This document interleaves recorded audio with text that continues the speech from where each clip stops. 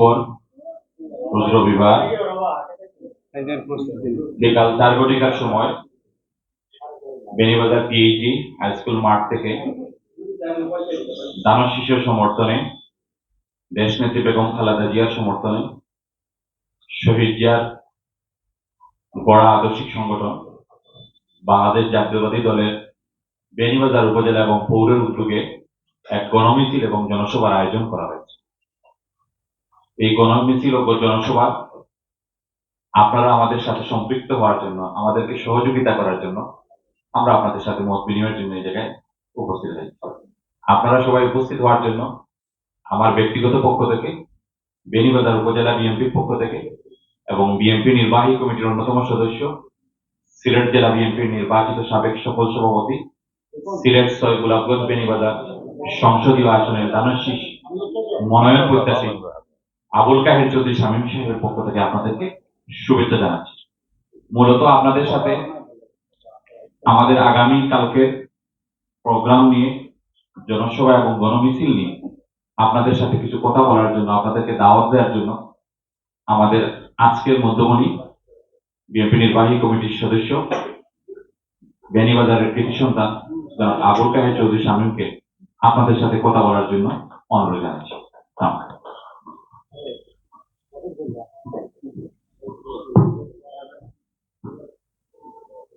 বিসমিল্লাহির রহমানির রহিম। বিয়ানীবাজার উপজেলায় কর্মরত আমার প্রিয় সাংবাদিক বন্ধুগণ, এখানে উপস্থিত বিএনপির উপজেলা শাখার নেতৃবৃন্দ, আসসালামু আলাইকুম।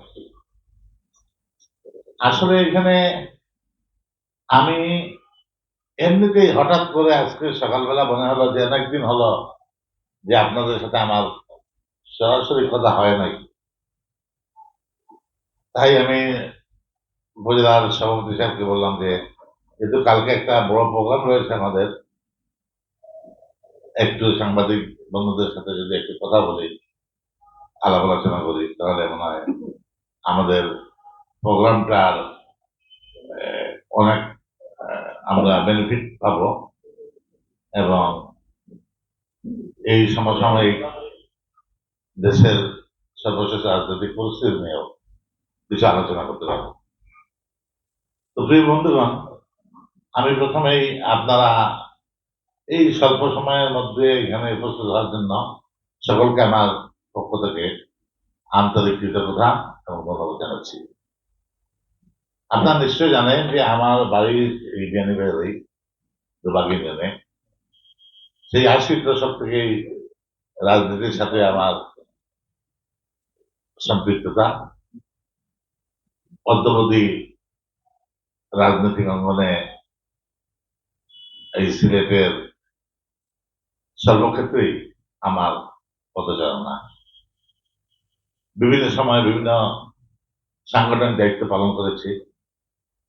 জেলা বিএনপির প্রচার সম্পাদক থেকে শুরু করে joint secretary, joint convener, vice joint convener, সভাপতি পর্যন্ত দায়িত্ব পালন করেছি। বর্তমানে আমি জাতীয় নির্বাহী কমিটির সদস্য দীর্ঘ প্রায় 15 বছর থেকে। আজকে দীর্ঘ 70 বছর যে আমাদের যে সংগ্রাম, এই সংগ্রামের মধ্য দিয়ে অন্ততপক্ষে এই ধরনের একটা পরিবেশ নিয়ে যে আমরা আজকে বসতে পারছি, যেটা গত 70 বছর আমরা অনেকেই চিন্তা করতে পারি নাই। আমরা তো পারি নাই, সাংবাদিকরাও, বন্ধুরাও এই অত্যাচার নিপীড়ন থেকে রাহি পায় নাই। কাগজনী থেকে শুরু করে অনেক সাংবাদিকরা গুম হয়েছেন, নির্যাতিত হয়েছেন। আপনারা অনেকেই নির্যাতিত হয়েছেন। এই দীর্ঘ সংগ্রামের মধ্য দিয়ে আজকের এই নতুন বাংলাদেশ। আপনারা জানেন যে এই 50 বছরের একটা দেশ যতটুকু অর্জন করার কথা ছিল, এই 50 বছরে আমরা সেটা অর্জন করতে পারি নাই। বারবারই আমরা হুচুট খেয়েছি। 71 মুক্তিযুদ্ধের মধ্যে দিয়ে দেশ স্বাধীন হয়েছে ঠিকই, কিন্তু মুক্তিযুদ্ধের যে চেতনা ছিল সেই চেতনাকে আমরা ধরে রাখতে পারি নাই।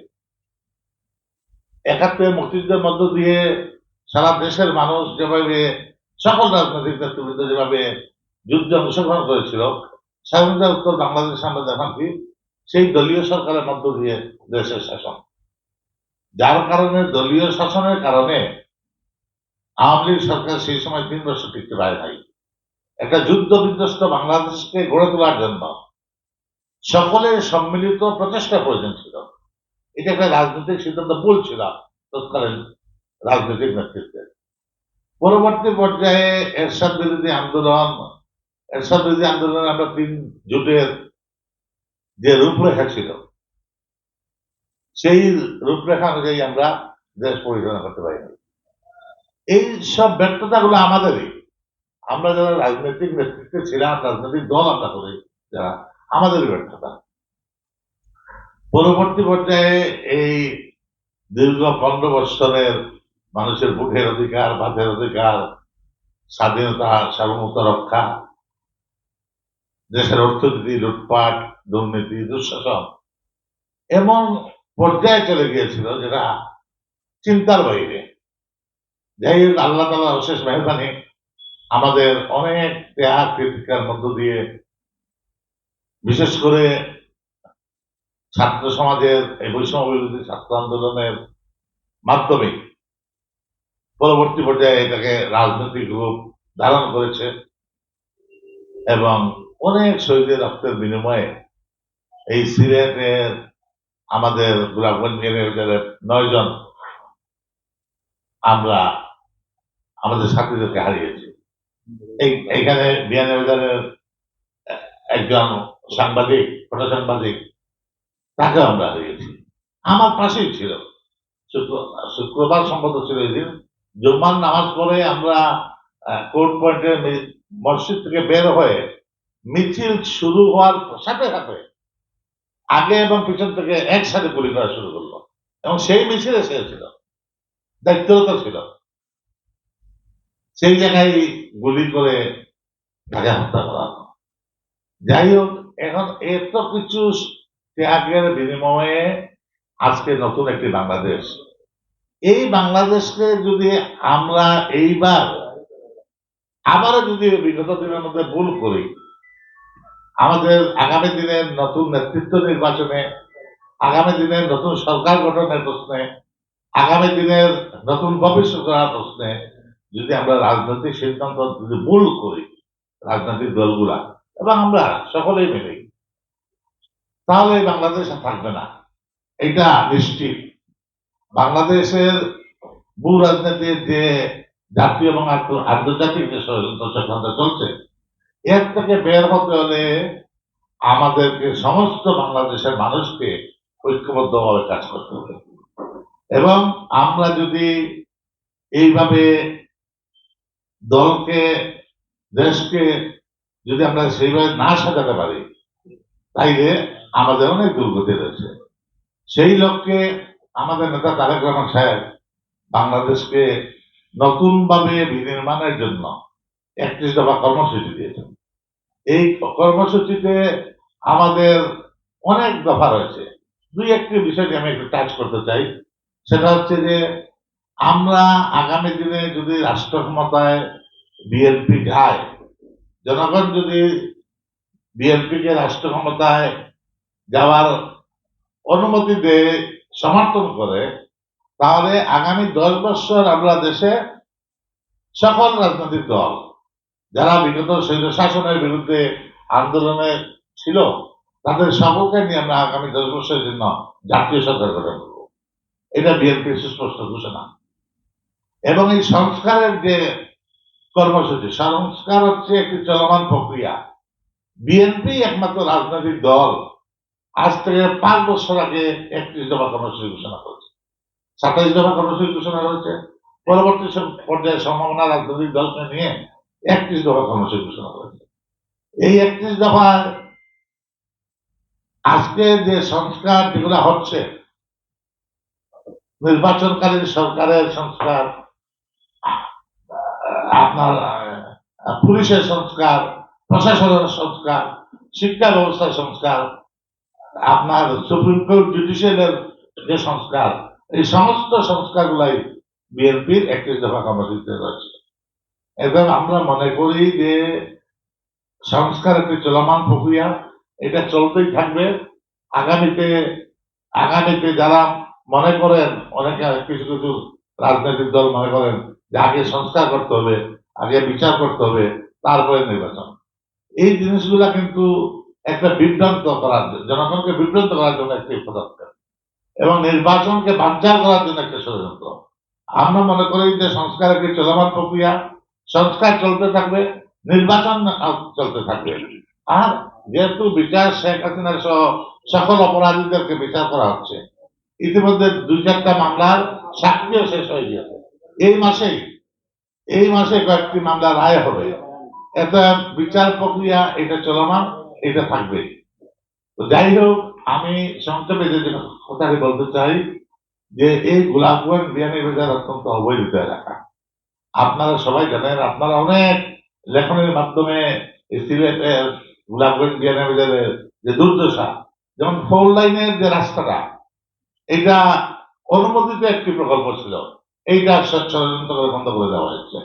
আমরা আজকের এই সভা থেকেও আমি জোর দাবি জানাচ্ছি, অনতিবিলম্বে 4 লাইনের যে সংস্কারের যে একনেকটা পাশ করা, এই বিষয়টা, এটা সরকারের বিশেষ নজরে আনতে হবে। কারণ 4 লাইন হচ্ছে অত্যন্ত জরুরি একটি জায়গা এইগুলা কনভেনিয়েন্সের জন্য।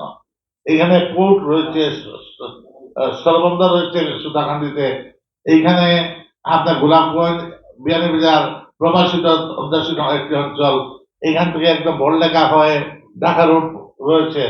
তবে এই রাস্তা অত্যন্ত ব্যস্ততম একটি রাস্তা, এখানে 4 লাইন হওয়া প্রয়োজন। এই 17 বছরের এই আওয়ামী লীগের শাসন আমলে কোন ইউনিয়নের কোন রাস্তাঘাটের কোন অবস্থা নাই। আপনি কোন ইউনিয়নে যাবেন আর কোন ইউনিয়নের রাস্তা ভালো আপনারা বলেন? গাড়ি দিয়ে এই পার্শ্ববর্তী ইউনিয়ন মোল্লাপুরে যদি যান, এইদিকে ঢুকলে ওইদিকে বাইরে যে 2 ঘন্টা সময় লাগবে। রাস্তা টায়ার পাংচার হবে 3 বার। কোন বয়স্ক লোক, কোন রুগী কেউ এদিকে আসতে পারবে না। এবার প্রত্যেকটা ইউনিয়নের, অর্থাৎ গ্রামীণ অবকাঠামোর কোন উন্নয়নমূলক কর্মকাণ্ড হয় নাই আওয়ামী লীগের 15 বছর শাসন আমলে। যেগুলা হয়েছে এইগুলা বিনা টেন্ডারে আপনার টাকা উঠে নিয়ে গেছে, এইভাবে ডাকাতি হয়েছে। এবং আমি মনে করি যে আগামীতে আমরা যদি রাষ্ট্র ক্ষমতায় অধিষ্ঠিত হই, ইনশাল্লাহ আমাদের প্রথম এবং প্রধান কাজ হবে গ্রামীণ অবকাঠামোর উন্নয়ন। গ্রামীণ অবকাঠামো বলতে গ্রামের রাস্তাঘাটের উন্নয়ন করতে হবে, স্কুল কলেজ নির্মাণ করতে হবে, মসজিদ মন্দির নির্মাণ করতে হবে। এই গ্রামীণ অবকাঠামোর উন্নয়নের মধ্য দিয়ে আমরা গ্রামীণ অর্থনীতিকে শক্ত ভিত্তির পর দাঁড় করাতে চাই। এই জন্যই আমরা আপনাদের সকলের সহযোগিতা কামনা করি। আমি আমার আর বক্তব্য দীর্ঘায়িত করতে চাই না। আমি নিজে বিএনপির একজন মনোনয়ন প্রত্যাশী। আল্লাহ পাক রব্বুল আলামিন যদি ইচ্ছা হয় এবং আপনাদের সকলের লেখনের মাধ্যমে, আপনাদের সাহায্য সহযোগিতার মধ্য দিয়ে যদি আমার কিছুটা লাভ হয়, আপনারা সেদিকে আপনারা খেয়াল রাখবেন আমার প্রতি। এবং আমি আপনাদের কথা দিচ্ছি যে ইনশাল্লাহ জীবনের প্রায় 40 বছর রাজনীতি করে আসছি, কখনো কারোর সাথে আপোষ করি নাই। কোন ধরনের লোভ লালসা আমাকে আমার দ্বারা কাছে আসতে পারে নাই। আমার রাজনৈতিক জীবনে আমার যারা প্রতিপক্ষ, আমার সাথে যারা রাজনীতি করেছে, আমার যারা প্রতিপক্ষ, তারাও কেউ আমার বিরুদ্ধে কোন ধরনের অনৈতিক, অরাজনৈতিক কোন কর্মকাণ্ডের সাথে দুঃখিত যে জড়িত আমি কেউ বলতে পারবে না। ইনশাল্লাহ জীবনের 40 বছর মানুষের পক্ষে কাজ করেছি, বাকি জীবনটাই এই গোলাপগঞ্জ বিয়ানীবাজারের মানুষের পক্ষে যেন কাজ করে যেতে পারি, সেই দোয়া আপনারা রাখবেন। সেই প্রত্যাশা রেখে আপনাদের সকলের সার্বিক সাহায্য সহযোগিতা আমি চাচ্ছি। এবং আগামীকালকে আমাদের যে গণমিছিল 31 দফা বাস্তবায়নের লক্ষ্যে যে গণমিছিল হবে, ইনশাল্লাহ এটা একটা ঐতিহাসিক গণমিছিল হবে। আমি মনে করি আমি নিজে প্রতিটি ইউনিয়নে গিয়েছি ইতিমধ্যে, এই সপ্তাহের মধ্যে প্রতিটি ইউনিয়ন থেকে স্বতঃস্ফূর্ত সমর্থন, স্বতঃস্ফূর্ত সমর্থন আমার দুবাগ ইউনিয়ন থেকে শুরু করে শেওলা, চারখাই, সহ এই পার্শ্ববর্তী পৌরসভা, কোরাল বাজার, লাউতা, মোল্লাপুর, প্রত্যেকটা ইউনিয়ন থেকে শত শত লোক, হাজার হাজার লোক আসবে ইনশাল্লাহ। আপনারা এই বিষয়গুলা আহ, যদি সঠিকভাবে তুলে ধরেন, আমি উপকৃত হব। সবাইকে আবারও এই এখানে উপস্থিত হওয়ার জন্য আবারও ধন্যবাদ জানিয়ে আমি আমার সংক্ষিপ্ত বক্তব্য শেষ করছি। খুদা হাফিজ, আসসালামু আলাইকুম।